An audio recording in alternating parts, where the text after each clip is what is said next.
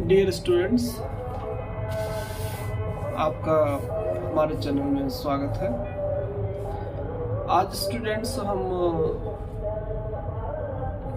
जो फिजिक्स का प्रैक्टिकल होता है बोर्ड का, उसके संदर्भ में कुछ चर्चा करेंगे। स्टूडेंट्स, जो बोर्ड का प्रैक्टिकल होता है, इसमें आप लोग जानते ही हैं कि जो एग्जामिनर होते हैं बाहर से आते हैं। आप ही के विद्यालय में एग्जामिनर बाहर से आएंगे और जो आप प्रैक्टिकल कर रहे हैं, जो आपको प्रैक्टिकल मिला है, उसी से रिलेटेड या कुछ आपका जो टॉपिक है उससे रिलेटेड या कुछ सिलेबस से रिलेटेड, पाठ्यक्रम से रिलेटेड क्वेश्चन आपसे पुट करते हैं और वो उसी बेसिस पे आपका मूल्यांकन करते हैं।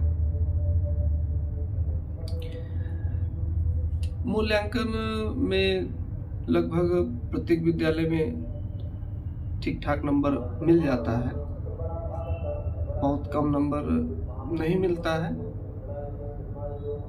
लेकिन उसके बाद भी हमको अपने आप को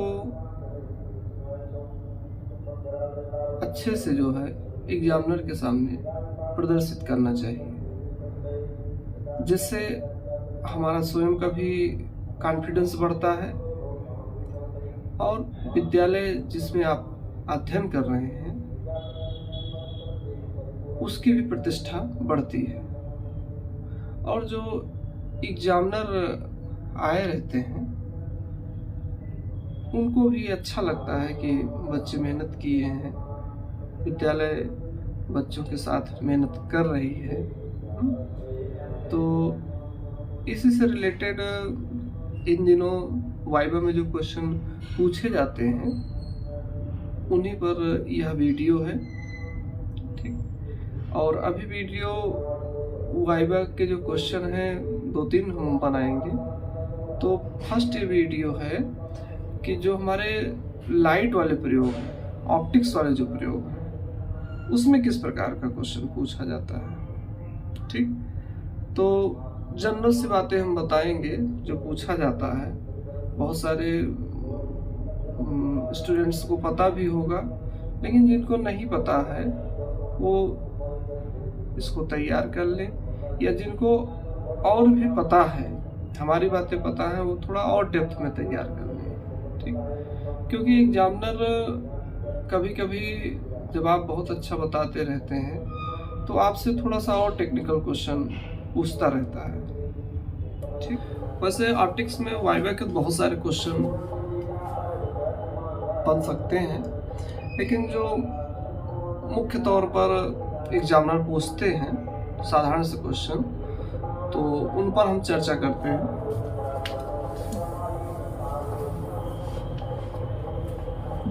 फर्स्ट तो आपका जैसे लेंस और दर्पण है, इसको हम देख लेते हैं। वैसे तो लगभग हमें लगता है कि सबको पता ही होगा कि ये हमारा उत्तल लेंस है, और ये हमारा अवतल लेंस है। आप प्रयोग किए होंगे तो जो है प्रयोगशाला में भी देखे होंगे। ये हमारा अवतल और ये हमारा उत्तल।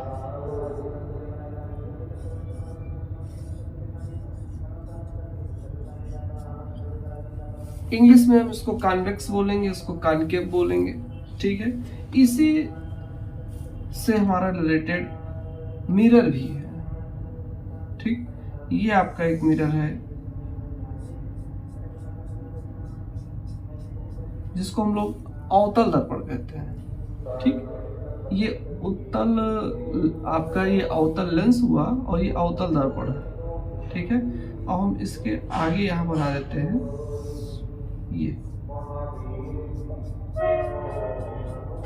ये आपका उत्तल दर्पण है। थोड़ा सा हर बात को जोड़ते हुए अगर आप तैयार करेंगे तो तैयार हो जाएगा, कोई बहुत बड़ी बात नहीं है। तो देखिए ये सरफेस थोड़ा सा उभरा हुआ है, यहाँ पर ये सरफेस उभरा हुआ है, यहीं पर लाइट जो है आके गिरती है, ठीक है। तो दोनों उत्तल हो गए और ये दबा हुआ तल है अवतल हो गया, ठीक।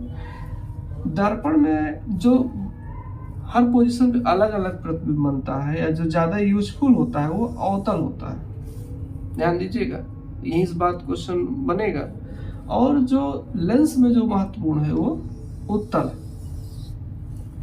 ठीक। उत्तल लेंस और अवतल दर्पण दोनों की फोकस दूरी निकालना आसान है, ठीक। ये दोनों की फोकस दूरी निकालना आसान है, आप साधारण तरीके से भी निकाल सकते हो, जो कि आप जब छोटी क्लासों में करते थे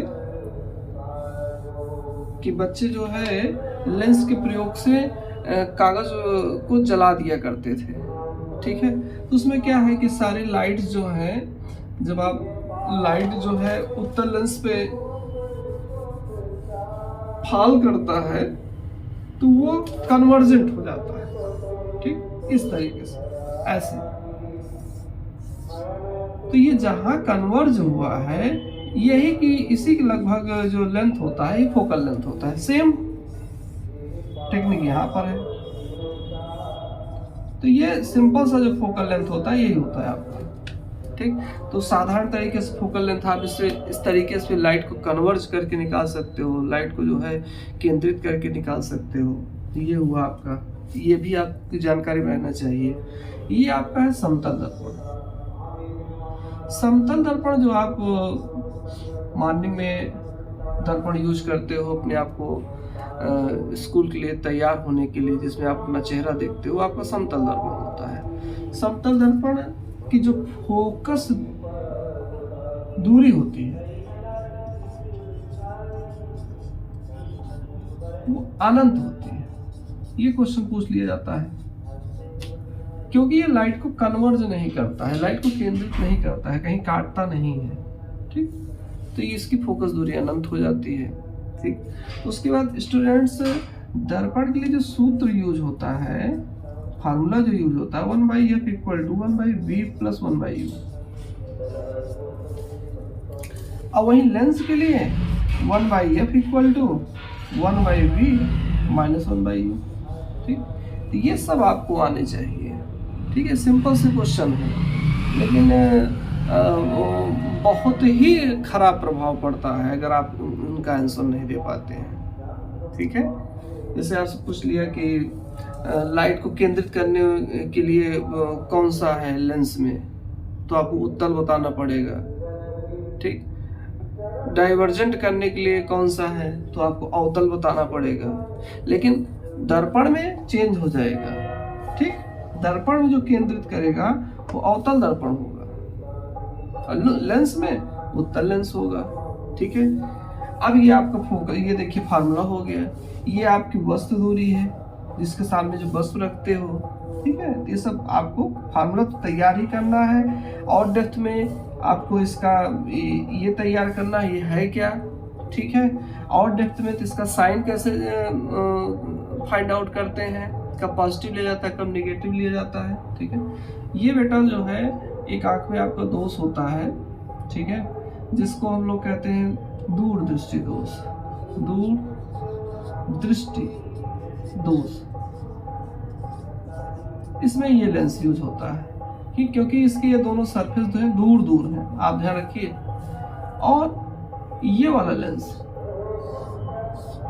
अवतल लेंस, इसके दोनों सरफेस पास पास है ना, इसलिए निकट में यूज होता है, ठीक। तो ये कभी कभी पूछ लेता है कि निकट दृष्टि दोष के लिए कौन सा लेंस यूज होता है। निकट दृष्टि दोष मान लो सब बच्चे याद ही करके रखते हैं कि निकट दृष्टि दोष में निकट की साफ दिखेगी, स्पष्ट दिखेगी, दूर की स्पष्ट नहीं दिखेगी, ठीक है। लेकिन ये चीज भी ध्यान रखना है आपको कि दूर दृष्टि दोष में ये लेंस और निकट दृष्टि दोष में अवतल लेंस, ठीक है। तो ये अब हम लोग प्रैक्टिकल के लिए चर्चा करते हैं। प्रैक्टिकल आपके कौन कौन से, इस फार्मूले में भी बेस्ड प्रैक्टिकल है, ठीक है। इस फार्मूले में भी बेस्ड प्रैक्टिकल है। उसके बाद एक महत्वपूर्ण प्रैक्टिकल है कि हमको इसकी फोकस दूरी निकालनी होती है, जो कि थोड़ा सा समस्याजनक है। ठीक, समस्या होती है निकालने में सिंपल तरीके से, क्योंकि लाइट को क्या करेगा, ये कन्वर्ज नहीं करेगा, डाइवर्ज करेगा, लाइट को फैलाएगा। ठीक है, तो हम इसके फोकस दूरी स्टूडेंट्स निकालने के लिए, अवतल दर्पण की फोकस दूरी निकालने के लिए उत्तल लेंस का उपयोग करते हैं। बहुत व्यवस्थित प्रैक्टिकल है कि अवतल दर्पण की फोकस दूरी उत्तल लेंस की मदद से। ठीक है, और सेम यही कहानी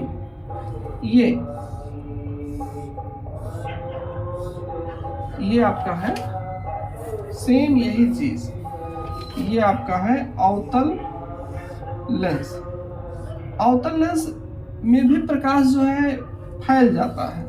ठीक है, इसकी भी फोकस दूरी आसानी से नहीं निकलती है, इसकी फोकस दूरी भी उत्तल लेंस की मदद से निकलता है। देखिए दोनों बिल्कुल कनेक्ट कीजिए, ये उत्तल दर्पण की फोकस दूरी उत्तल लेंस की मदद से, और ये अवतल लेंस की फोकस दूरी उत्तल लेंस, दोनों में उत्तल लेंस का यूज हुआ है। ठीक, तो ये आप ध्यान रखना है। जैसे आपसे एग्जाम में पूछ लिया कि बेटा बताओ कि उत्तल दर्पण फोकस दूरी कैसे निकालोगे, तो आप कह दीजिए उत्तल लेंस की मदद से हम निकाल लेंगे। इसमें आपसे पूछ लिया जो है तो इसमें आप बता सकते हो। और कभी कभी तो इस तरीके से होता है, एग्जामिनर ये पूछ लेता है कि कोई दो प्रैक्टिकल जो आप कर रहे हो उसका उद्देश्य क्या है, क्या उसमें करना है, जरा यही बताइए। तो आप यही बता सकते हो कि सर हमको जो प्रैक्टिकल मिला है उसमें उत्तल दर्पण की फोकस दूरी निकालनी है उत्तल लेंस की मदद से, या अवतल लेंस की फोकस दूरी निकालनी है उत्तल लेंस की मदद से। ठीक बेटा, तो ये चीज आपको ध्यान रखना है। ठीक, ये आपका हो गया। फोकस दूरी हम कैसे साधारण तरीके से निकालते हैं बता ही दिए आपको। ये आपका उत्तल दर्पण है, जिसका एक उपयोग विस्तृत रूप से होता है कि जो ड्राइवर होते हैं वो पीछे की वस्तुओं को देखने के लिए, कि उनके पीछे जो वस्तु आ रही है, गाड़ी जो आ रही है कितनी दूरी पर है, उनको देखने के लिए, बैक साइड की वस्तुओं को देखने के लिए इसका यूज करते हैं। ठीक है, उत्तल दर्पण का यूज करते हैं। और जो हमारे स्ट्रीट लाइट होती है, ठीक है, स्ट्रीट लाइट में जो है इसका यूज किया जाता है उत्तल दर्पण का। ध्यान दीजिएगा, दो चीजें हैं। स्ट्रीट लाइट जो सड़क के किनारे जो लाइट वगैरह लगा रहता है, जहाँ पे लाइटें जो है एक जगह केंद्रित नहीं रहेंगी बल्कि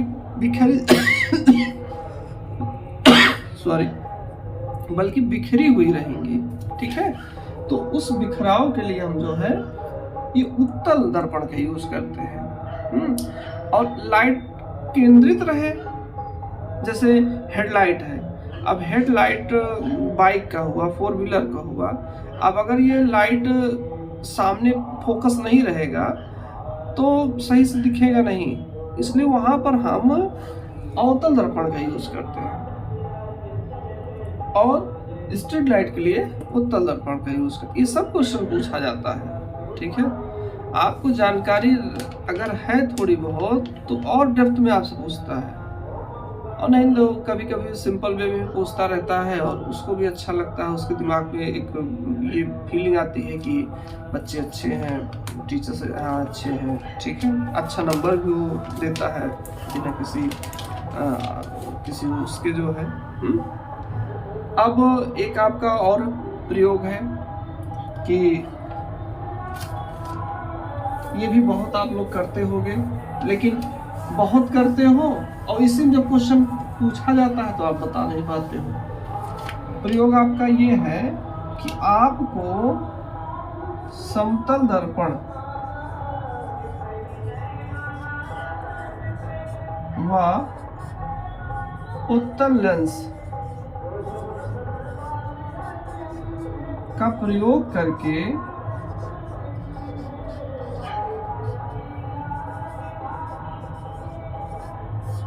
जल का अपवर्तनांक निकालना है।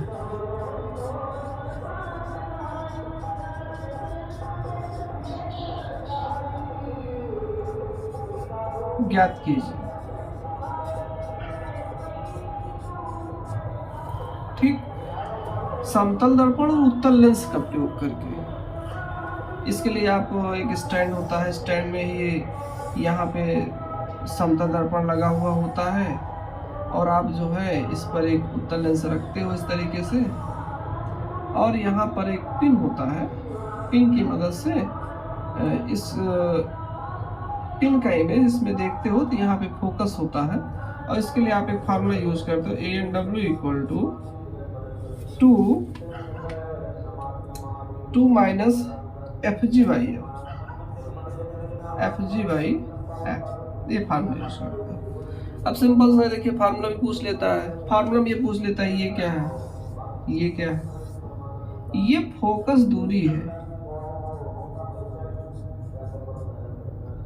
ये फोकस दूरी उस समय की फोकस दूरी है जब लेंस के यहाँ पे नीचे हम लोग, क्योंकि हमको क्या निकालना है, जल का पूर्णांक निकालना है ना, तो हम इसे दर्पण के ऊपर जल को रखते हैं यहाँ पे, और जब जल नहीं रखे हैं उस समय की फोकस दूरी जो है, उस समय इस पिन को हमको फोकस करना है, ठीक है। तो अब पिन को इस तरीके से फोकस करना है जिससे इसकी फोकस दूरी मिल जाए बस। तो इसकी फोकस दूरी है ये बिना जल के, और ये हम जल का जब उपयोग करते हैं तो इसकी फोकस दूरी बढ़ जाती है, थोड़ा और ऊपर चली जाती है। तो ये पूछता है ये कब की फोकस दूरी है नीचे वाली, जब जल का प्रयोग करते हैं, और ये बिना जल के उसकी फोकस दूरी है। तो अब इससे हमको जल का पूर्णांक ज्ञात हो जाता है, ठीक है। जो आप जल यूज के उसका पूर्णांक क्या है। कभी कभी टीचर्स ये पूछते हैं कि ये बताइए कि जो आप जल होता है ये कहाँ यूज करते हो, कहाँ रखा जाता है। तो ये जल बेटा, ये जो दर्पण है, ये जो दर्पण है और ये जो लेंस है ये वाला, इसके बीच में यहाँ रखा जाता है ऐसे, और इसके नीचे भी, यहाँ भी ये थोड़ा थोड़ा जल इसके नीचे आ जाता है, ठीक है। ऐसे पूरा इस तरीके से सिस्टम रहता है, ठीक, बहुत हल्का सा जल नीचे भी आ जाएगा, इसके नीचे रहता है, ठीक है। तो हमको इसी जल का पूर्णांक मिल जाता है। लाइट यहाँ पे दर्पण क्यों यूज करते हैं, ये भी कभी कभी पूछा जाता है। तो चूंकि बेटा आप लोग जानते हो, जब लेंस उत्तल लेंस से प्रकाश टकराएगा तो टकराने के बाद ये दूसरी तरफ चला जाता है, ठीक है। तो उस प्रकाश को हमको वापस फोकस करने के लिए फिर वापस भेजना है, तो हम लोग ये दर्पण लगा दिए, दर्पण से लाइट फिर क्या हुई, वापस हो गई, ठीक। ये सब पूछा, ये सारी बातें होती हैं। अभी ये क्वेश्चन हम देख रहे थे कि ये जो आपका पानी है, जो जल लिया गया है, इसका शेप किस तरीके का होता है। तो इसका शेप देखो, आप जरा ध्यान दो, इसका शेप कैसे है। अब ये सब टेक्निकल क्वेश्चन हो गए। ऐसे नीचे से प्लेन और ऊपर से देखिए, ऊपर से अवतल कॉन्केव टाइप का है, ठीक। तो एक प्रकार से ये आपका लेंस हो गया, ठीक है, जो कि समतल है और अवतल है, अवतल समतल लेंस या समतल अवतल लेंस हो गया। ये पूछ लेता है कि पानी किस रूप का लेंस है, किस टाइप का लेंस है। तो पानी एक अवतल लेंस हो जाता है, और इसको हम लोग नीचे समतल होगा, समतल अवतल लेंस कहेंगे, ठीक। तो ये आपका क्वेश्चन बन गया। अभी पूरा प्रयोग क्या है कि समतल दर्पण और उत्तल लेंस की सहायता से जल का पूर्णांक, जिसमें आप फार्मूला जो है ये यूज करोगे, ठीक है। ANW equal to 2 minus FG by F, जहाँ F क्या है, जब आप जल का यूज किए थे उस समय फोकस दूरी, और FG क्या है, बिना जल की फोकस दूरी, ठीक है। ये आपका हो गया। उसके बाद फिर आप देखिए प्रिज्म का क्वेश्चन है, ठीक। प्रिज्म क्वेश्चन में बहुत ज़्यादा तो वैसे डेप्थ में बहुत कुछ है, लेकिन एक चीज़ तो इसमें कॉमन सी चीज़ है कि प्रिज्म में कितने फलक होते हैं, ठीक है। एक ये है, तो प्रिज्म बेटा जान लो कि प्रिज्म जो है 3 आयत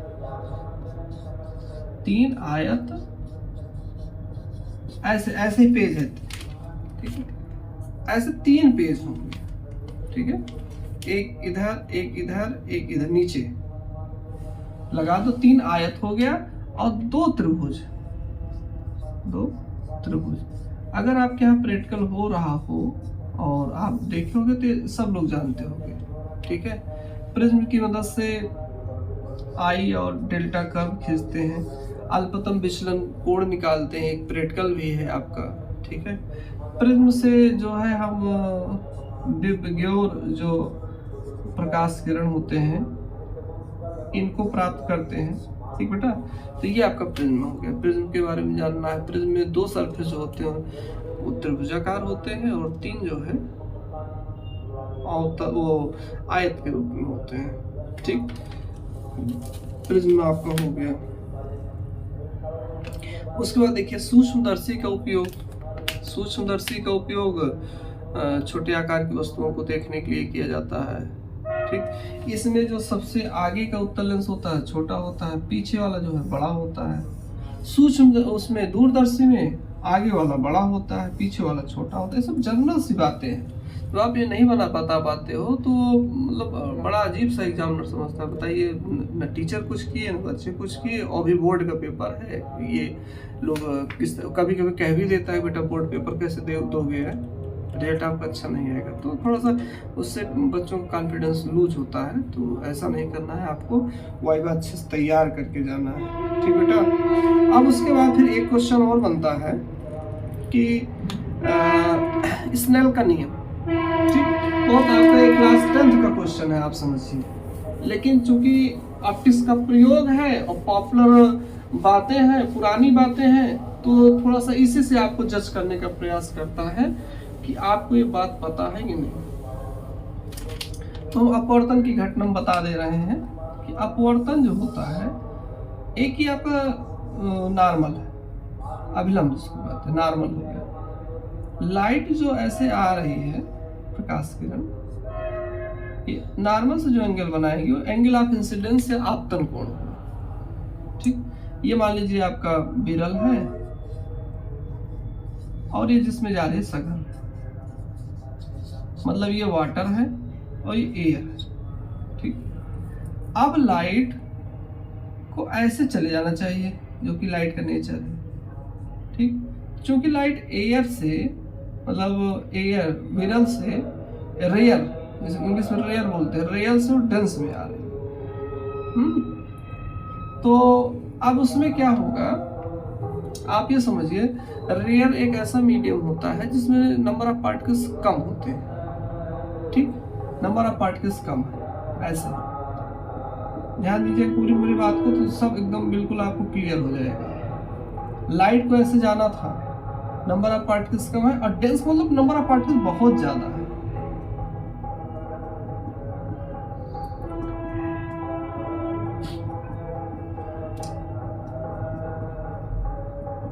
नंबर ऑफ पार्टिकल्स बहुत ज्यादा है।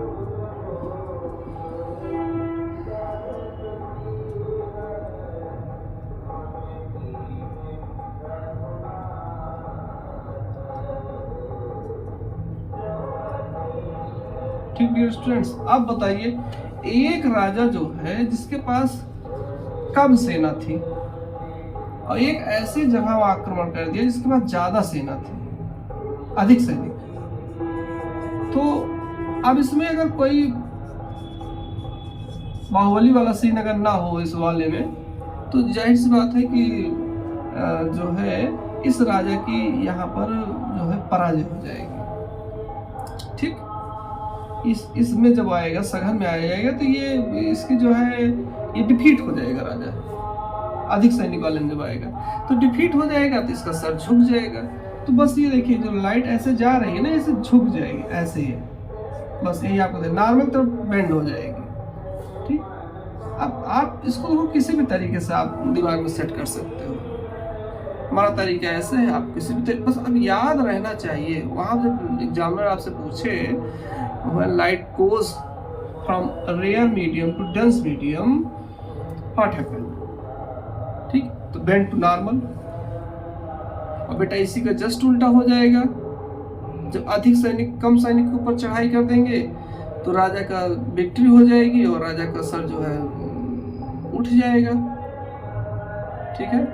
झुकेगा नहीं, थोड़ा पीछे हट जाएगा, थोड़ा और टाइट हो जाएगा।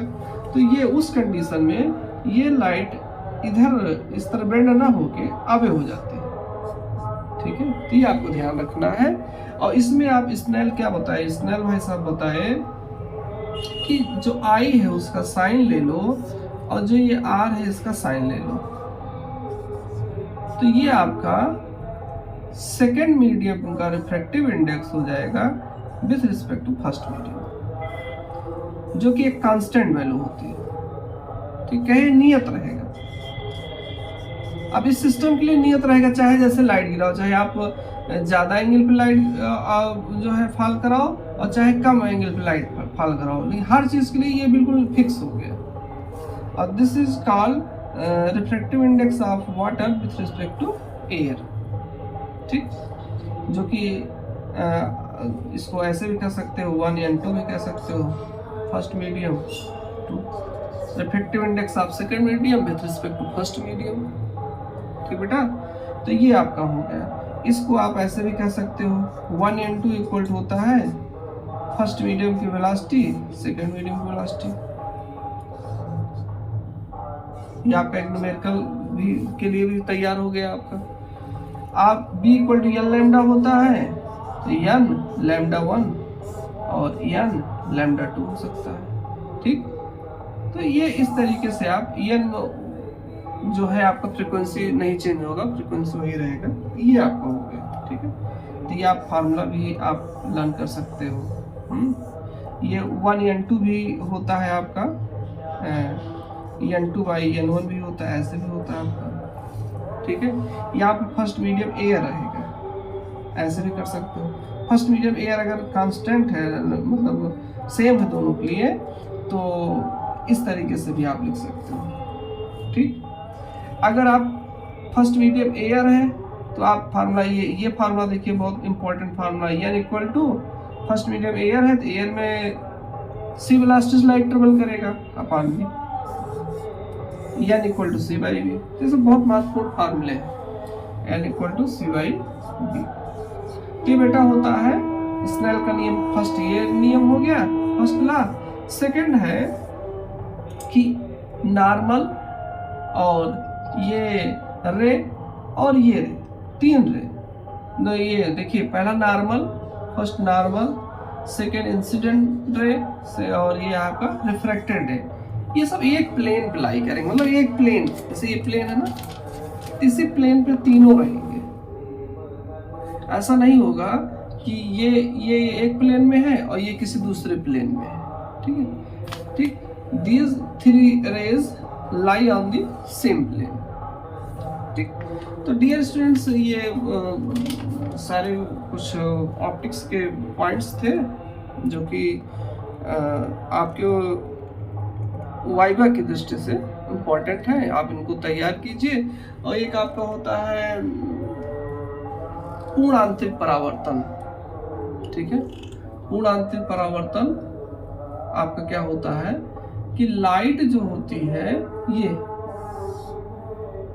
लाइट जो होती है डेंस से आती है, देखना बेटा, डेंस से आती है और रेयर में जाती है। कहां से आएगी?